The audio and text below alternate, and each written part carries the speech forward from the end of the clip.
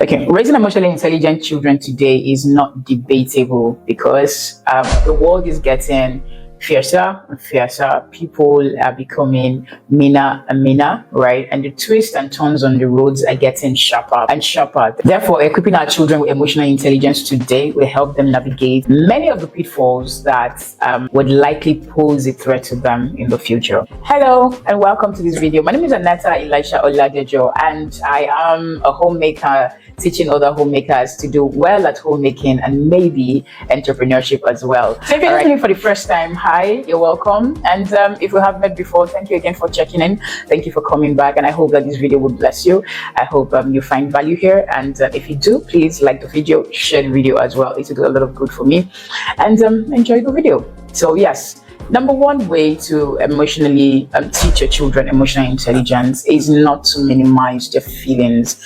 You have to validate your children's feelings. A lot of times, our children in millennial generation were not really allowed to speak up, right? Many feelings were left unvalidated, right? And as such, the children, because they felt unheard, they started to show forth in a lot of the ways they acted or behaved as they grew up, right? Validate your children's feelings. Ask them exactly what's going on with them. Now, parents many times think that children are not capable of communicating properly, or we feel that we know exactly how they feel, we know what goes through their mind, right? And many times it's just us basically projecting our assumptions on them. But you could talk to your kids and ask them, even in their worst behaviors, why they feel they need to act the way they did, right? And let them talk to you, let them communicate with you, basically tell you why they acted that way. It will give you a better ground or a better leverage to come in and address not just the bad behavior in itself, but the actions or the thought pattern that led to the behavior. By addressing the thought pattern, most likely you'll be addressing the problem as well, right? So yes, please do not minimize your children's feelings. Ask questions. Why did you do this? And then when the child tells you, you could prefer better ways of venting or expressing emotions, right, without necessarily having to quote unquote indulge in a bad behavior. And also, children are very good with examples, or children do better by examples. The way you also manage your own emotions as well, or the way you manage situations, many times becomes a bedrock for how they will also when they grow up, right? Of course, as children, they might have different ways of expressing how they feel and or expressing hurt, anger, embarrassment. They have different ways of processing that. But as a parent, when you lay good examples on how emotions should, properly be processed, with time, the child begins to act like you, right? And then they start processing emotions the same way that you do as well. So yes, number one is please do not minimize your children's feelings. They're very important for you to be able to help them navigate through the season of life that they are in and become more responsible adults emotionally. Another way to raise emotionally intelligent children is allowing them fail, right? Yes, failure is very painful both for children and for us adults. We do not want to look like we do not know what we're doing. Nobody likes to fail. Nobody likes the feeling of being a failure, quote unquote, right? But we need to allow our children make mistakes and fail so that they learn to overcome that stage. When you help a child solve every problem and not allow them explore solutions to problems by themselves, you weaken their resolve to do better. You take away the power for growth from them, and you make them emotionally weak. You make them lose confidence in themselves. But when you allow a child go through quote unquote very difficult situation for them, and I can understand the impulse of every parent to try to rush in and fix things, right? When a child is doing certain things quite difficult, we want to quickly give immediate answers, all right, or band-aid to that situation so that the child doesn't feel bad as such. It's important that parents learn to control themselves and not quickly act on that impulse. But instead of quickly or acting on the impulse to fix them, you could offer encouragement, right? And help your child walk through actually getting solutions to the problem. One of the ways to do that is to constantly ask the child why, right? Oh, I don't know this. Why do you think so? Because I don't know it. Okay, so what can we do? What do you think would, ask thought-provoking questions and allow the child explore his answers or her answers, right? Now, by so doing, you teach the child resilience, you teach them how to walk through issues, you teach them, very practical problem-solving skills, which they need for life. Anyway, leave your children to grow at their pace, leave them to make their mistakes and learn from them, leave them to fail, because in failing, they also learn how to, re-strategize and reprogram themselves for success, right? When they also learn to fail, they will learn to enjoy and value success more. All right, number 3, way to raise an emotionally intelligent child or emotionally intelligent children is not to overindulge them. In this age and time where parents practice gentle parenting, where, because I see some versions of gentle parenting that basically indulges the child, gives them everything they want so that they don't feel bad, or the child is not in his or her feelings, or the child is not feeling bad, basically. Now, overindulging children, spoils them in the rotten sense, right? Because when you overindulge your child and you do not strike a balance, they just would not know when to stop. It brings self-decadence, all right? Children who are not disciplined in any way, shape, or form. Now, you need to strike a balance as much as, yes, you want to give your child what they have, not to say withhold everything from your child, no, but you are there as a parent. A parent knows what's good for the child at every point in time. So when your child shouldn't be using bedtime for screen time, all right? I shouldn't be using homework time for playtime, right? So being there to strike a balance as to what they ought to do part time is why you are there as a parent. Now, overindulging your child would be allowing them do whatever they want at any given time, all right? And if you leave children to be children, they want to stay on screen time and games for the whole day, which of course is not beneficial to them in any way,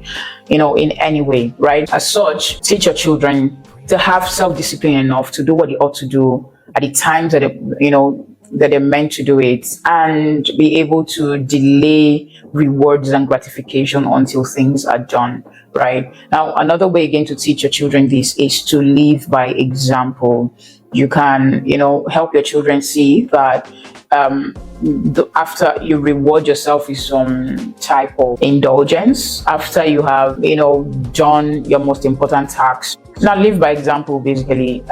Your children can learn self-discipline from you, see how you go about ensuring that the things that are important to you are done. And yes, they will naturally follow suit, right? So yes, do not overindulge your children. It doesn't make them emotionally strong. Instead, it's the reverse. It makes them emotionally weak children, very weak-minded, without any type of self-discipline, and you do not want that. Number 4 way to raise emotionally intelligent children is by helping your children focus on processes rather than results, right? A lot of parents are reward results rather than the processes that brought the reward. We shouldn't demand perfection of them, right? Yes, demand some level of excellence depending on their age, demand some level of experience, but please never demand perfection. Now, when you demand perfection of a child, you basically create anxiety in the child, you create unhealthy competition, right, among your children. And if the end result is short of your expectation of them, you make it harder for them to bounce back from their mistakes. So yes, do not demand perfection from your children. You would make them anxious for the rest of their lives, right? You want to encourage and reward. For example, if a child has tests in school and you see how much effort they actually put into reading or preparing for the test, you want to reward that process instead of what the final test result is saying, right? Because you want them to understand, or you want to pass the message that the process, or rather the energy in the process is so important because all things being equal, many times it tells what the end will be or what the result will most likely be, right? So you want to, as much as possible, encourage processes, encourage hard work, encourage resilience, encourage them to keep going and be persistent, because of course whatever work they put in is what they get out, right? So yes, you want to encourage the process so that your child grows up to learn to be intelligent enough or emotionally stable enough to stay on doing what they ought to do. And certain times when, for example, the results they get is not matching the processes that they put in, and your child starts to feel discouraged, encourage them, right? Let them know that doing below their expectation based on the work that they have put in doesn't mean that they are failures, right? The process of actually putting in the work, right, is growth in itself. And so if the end result is not matching that, encourage your child and tell them to do it again, because actually the laws will pay off in the long run, right? The laws of hard work, the laws of actually minding the process of getting things done would pay off in the long run. Why? Because when they learn that principle, they can apply it to anything else in their lives. Or number 5 is helping your children feel less nervous when they are navigating unfamiliar territories. Children as adults, right, we feel nervous when we're trying out new things. We feel fear when we're, let's say, as an adult, you're starting a new business or you are moving to a new place altogether, a new location, altogether, or you're starting a new job, or you are, whatever it might be, right? We feel the nervousness that comes from, having to put ourselves in very unfamiliar, territories or places. Children also feel the same in trying out new skills, making new friends, settling into new environments. Your child would most likely feel nervous and fearful. Now, as a parent, you have to be there to help them be comfortable in doing new things, in making new friends, in trying out new skills, in learning new things, in getting into new classes or starting a new school. You have to find ways to help your child be comfortable, be less nervous, and basically be comfortable in new environments, right? And one of the ways to do this is also to lead by example, right? The way you also navigate new spaces would give them an idea of what they are to do and when to do them. 2 also is to encourage your child. Have conversations with your children. They're not too young. In fact, your toddlers are not too young. They're not too small to have conversations with. Have conversations with your children. Make your home or your household an open space that people or your children can freely talk about how they feel, what they feel, and validate those feelings, and actually have real conversations on how to overcome what they're feeling and navigate how they're feeling per time, right? So you want to, as much as possible, help your children or lay example on how to be comfortable in in situations that should naturally trigger nervousness. All right, another way again to raise, or another point or another tip for raising emotionally intelligent children is by setting parent-child boundaries. Many parents, in the bid to be their children's friends instead of parents, allow them do whatever they want as they please. For example, we have parents that would allow their children disrespect them outrightly. Serious.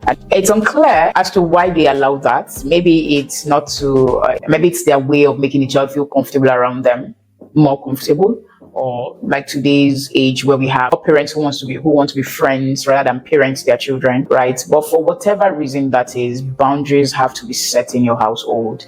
Now, beyond setting boundaries or while setting boundaries, please, parents are also, or rather implored to be available to let the children know why certain things are not allowed in the house, right, at home. In African setting, or most African parents tend to command their children, right? I'm not very sure about Hispanic mothers, but I hear there are a lot of similarities between African mothers and Hispanic mothers, and maybe Asian mothers as well. But yes, African mothers that I can, okay, let me come home. Nigerian mothers, okay, let me come home. Yeah, African mothers or African parents tend to command their children, all right, and do not deem it fit to explain to them why they are laying certain rules, why they are, placing certain expectations or certain, boundaries, right? So yes, as much as it's good to set boundaries, please also take the time to explain to your child why those boundaries are important, right? Why it's important for them, why it's important for you, and why it's important for their general well-being altogether, right? So that's one of the ways that you also raise emotionally intelligent children. And also, when your children actually do respect these boundaries, reward them, right? So number 7 is being leading by example, being emotionally intelligent as the parent, right? When your children or your child or your children see how you also navigate, certain situations, how you react to, things that you go through, how you relate with the people around you, what you do and what you do not do, to a large extent, you lay a blueprint for how they also manage their own emotions as well. So it starts with you. You have to also learn to be emotionally intelligent. You have to, educate yourself on how to better manage your emotions, how to deal with certain people, how to react in certain, situations, and how well to better communicate how you feel without particularly, allowing yourself or your emotions run volatile, right? So your children need to see these examples, and of course, they just naturally follow suit. Now, as children, they might not display exactly how you do it right now, but it will lay a bedrock for how they will behave as adults. So you want to be the example of an emotionally intelligent parent to your children. You want to show them how to react. You want to show them how to act. You want to show them how to manage how they feel. You want to show them examples of self-control, self-discipline, resilience, persistence. You want to be that example, right? And as you do that, of course, your children basically, naturally, it makes it easier for them to follow suit and act in emotionally intelligent ways. Now, I hope you like this video, and I hope I was able to communicate value to you. If you did get anything from this video at all, please give it a thumbs up. Please share it also with other parents that might want to, that you feel or you think will learn anything or through from the video, right? And I'll see you in the next one. Godspeed. Success, as we know it, is the compounded effect of the everyday steps we take towards a main goal. One of the things that gives peace and mental clarity while homemaking is putting the emptiness season clearly before our eyes. Taking baby steps at the moment while still on the journey of making and keeping the home towards that season is an important aspect of self-care most people overlook. It strengthens the intentionality that goes into making every moment you have right now count. My blog at Elisha-Oladejo.com helps young women navigate their homemaking season in view of the empty nest phase. From ebooks to short courses on time management for homemakers to parenting, finances, and building small businesses while at home, there is plenty to keep you learning and growing while you create the warm, loving space that your family needs to thrive. I am also a local SEO specialist dedicated to helping small businesses like yours stand out in your community. Whether you're a budding entrepreneur or a seasoned business owner, you can employ my services to amplify your online presence. With 7 years of experience in search engine optimization, I know the ins and the outs of getting your business noticed online. You can book a free consultation or free Google Business Profile Page audit on Elisha-Oladejo.com to get started today.